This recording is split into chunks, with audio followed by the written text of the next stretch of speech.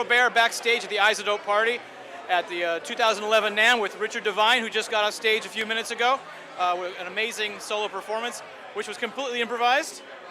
Somewhat, yeah. Some of it was some tracks of mine, some tracks of friends, some stuff I just DJ'd at the end, some other friends of mine. But yeah, it was pretty much just thrown together last second. I really didn't have any plan or anything. It was just kind of come in and kind of feel the vibe out, just playing some music for some friends that came out here tonight. But yeah, it's been a lot of fun tonight. So what was the software you were using? I was using the new Traktor S4 software by Native Instruments and using the new S4 controller that they just released about a month ago.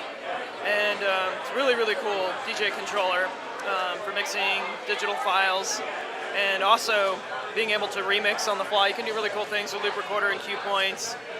Then it's got a global record function where you could record everything that you're doing in real time, then turn that into a loop and then load it back in on. So you can do a lot of real-time mixing and glitching and processing with the plugins that are set up within Traktor S4's environment. But it's really fun to just, I'm more of a sound designer, so I like to shape and mold and kind of manipulate the sound as it's playing. So that's kind of what I was doing tonight, just on beats and stuff. Yeah, it was really interesting because a lot of your beats got into the low frequencies, and it was really about, you know, just heavy bass fighting with each other. Totally, yeah. It was a lot of super low and super heavy kick drums.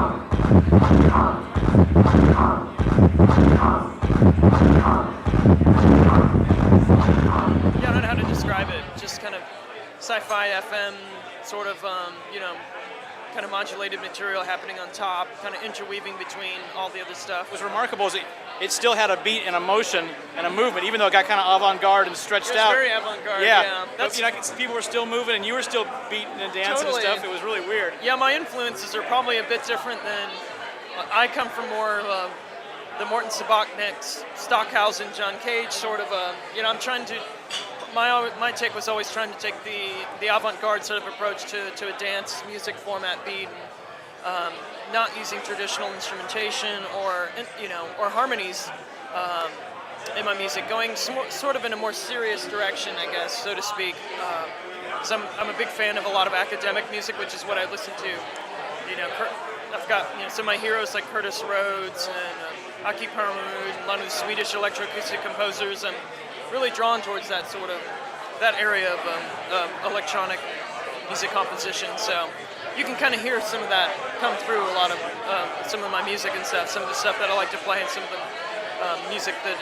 Yeah, the influence of it, just not being afraid to get away from the beat and totally. Really getting into areas that would normally be uncomfortable for these people to listen to, and yet they're riveted.